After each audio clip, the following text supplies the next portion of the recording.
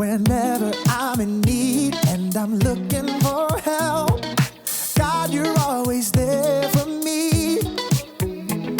Wherever you lead me, I can follow you. God, you're always there for me. Oh, God, you're always there for me. Help me believe you know what's best for me. I feel it in my soul when you are in control. I got one life to live and I wanna live it your way. Oh yeah, I do what I should do when you help me choose. I got one life to live and I wanna live it your way. Oh yeah, I got one life to live and I wanna live it your way. Oh yeah, one life to live and I wanna live it your way. Whenever I'm lost and I don't know where to turn, God, you're always there for me. Wherever I go, you're always by my side. God, you're always there for me. Oh, God, you're always there for me. Yes, you are. So help me believe you know what's best for me. I feel it in my soul when you are in control. I got one life to live and I wanna live it your way. Oh yeah, I do what I should do when you help me choose. I got one life to live and I wanna live it your way. Oh yeah, I got one life to live and I wanna live it your way. Oh yeah. Yeah. God, help us to be more like you. Because your way is the best way. I feel it in my soul when you are in control. I got one life to live and I wanna live it your way. Oh yeah, I do what I should do when you help me choose. I got one life to live and I wanna live it your way. Oh yeah, I feel it in my soul when you are in control. I got one life to live and I wanna live it your way. Oh yeah, I do what I should do when you help me choose. I got one life to live and I wanna live it your way. Oh yeah, I got one life to live and I wanna live it your way. Oh yeah.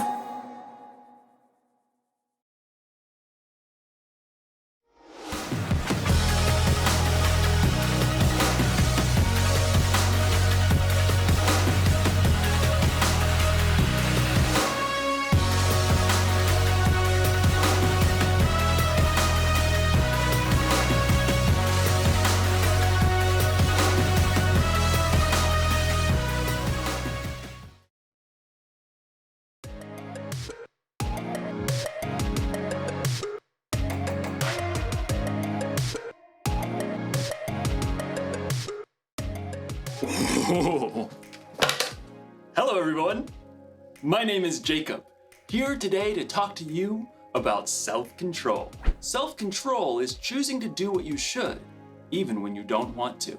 It's very important to have control. I have a controller for just about everything, in fact. Like this stereo.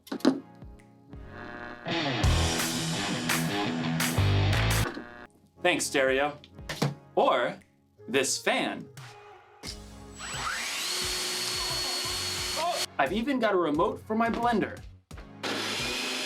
And of course, everyone's favorite remote control, the TV remote. Whoa, where is the TV remote?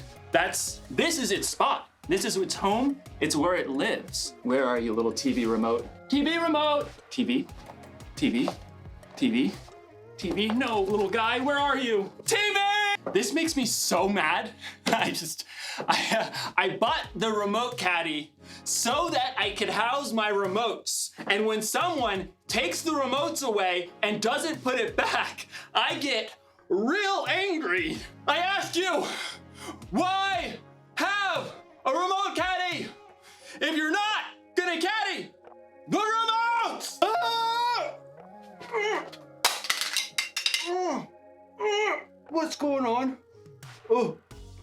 I think I'm paused. Okay, maybe this is for the best. I was really losing my temper there. Okay, I feel better. You can unpause me now.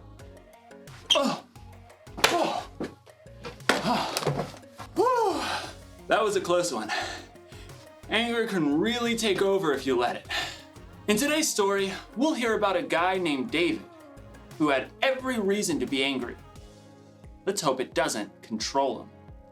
Oh, I wonder what this controls.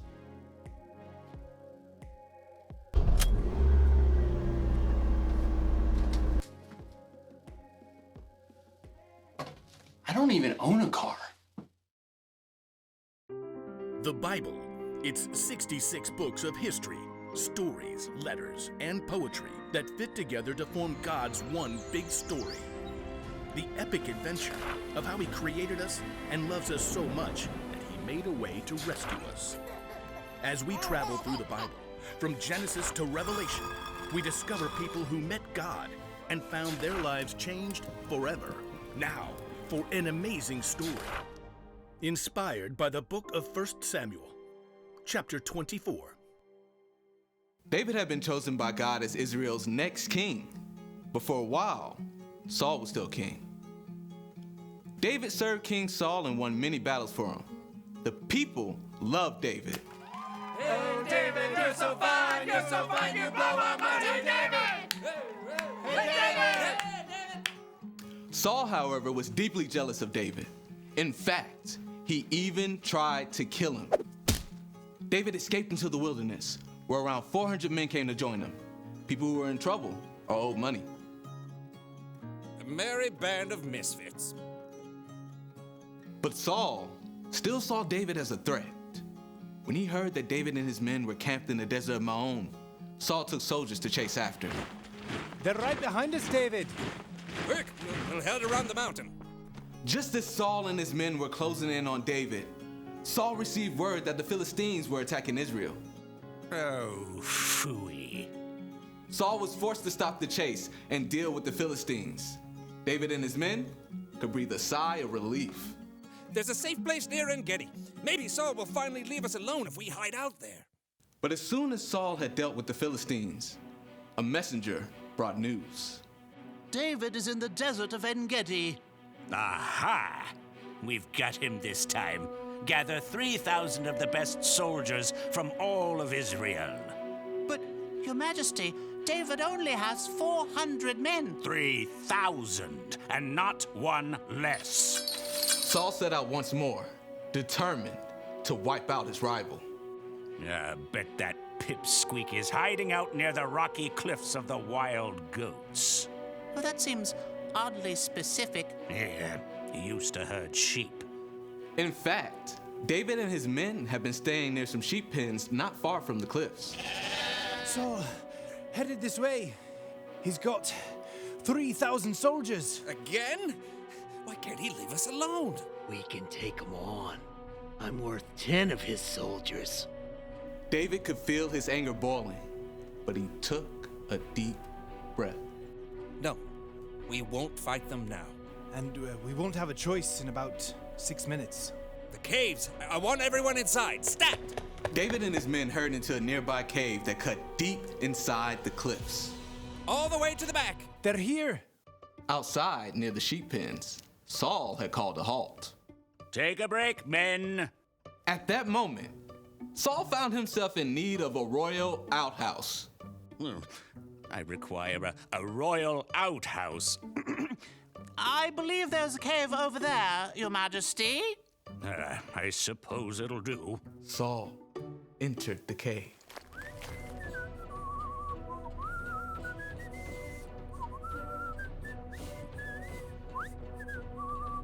Far back in the cave, David and his men froze.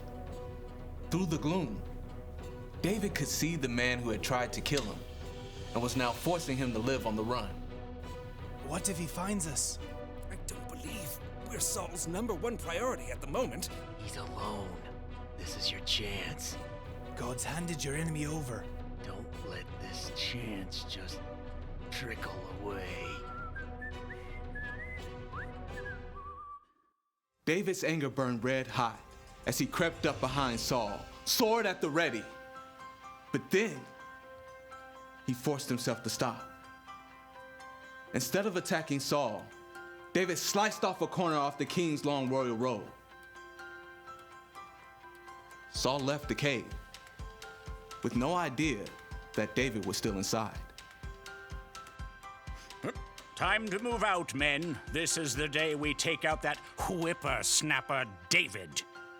But at that moment, David emerged from the cave and cried out, King Saul! David? David bowed low to the ground. Why do you listen when men say David is trying to harm you? This day you have seen with your own eyes how the Lord handed you over to me in the cave. Some of my men begged me to kill you, but I didn't. I said, he is the Lord's anointed king. Saul could only stare in shock as David held the piece of fabric he cut from Saul's robe. Look at this. I cut off the corner of your robe, but I did not kill you. Yet you are hunting me down to kill me. May the Lord show that I'm not guilty of doing anything wrong. May he save me from you. The truth cut Saul to the heart and began to weep. Oh, you are a better person than I am. You have treated me well, but I've treated you badly. May the Lord reward you. I know for sure that you will be king.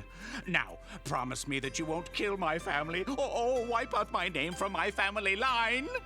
David looked his enemy straight in the eye. I promise. Then Saul and his men returned home, and David and his band of misfits returned to their usual hiding place.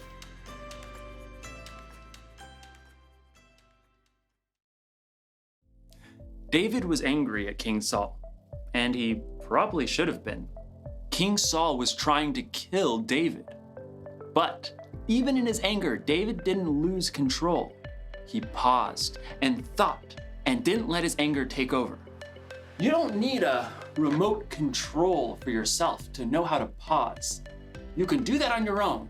If you're angry because someone borrowed something they weren't supposed to, or someone said something that really hurt your feelings, you could just fly off the handle. Or you can pause, count to 3 or 10 or 100 if you have to, and think about how you're going to respond. Remember, you can pause in real life, but what you can't do is rewind. Once you've said or done something in anger, it's out there. You can never take it back. I'm not saying you shouldn't ever get angry. In fact, Jesus himself got angry, but he had good reasons to get angry. And so do we sometimes. It's like when you or someone you know is being treated unfairly. That's a good reason to get angry. Losing a remote? Probably not the best reason to get angry, but good anger or bad, it's still wise to keep control of your anger instead of letting it control you. That's the one thing to remember today. Don't be controlled by your anger. Count to 10 and keep your cool. Music! Okay. Music! Oh, that's the... Okay. I gotta get a universal remote. I'll see you next time.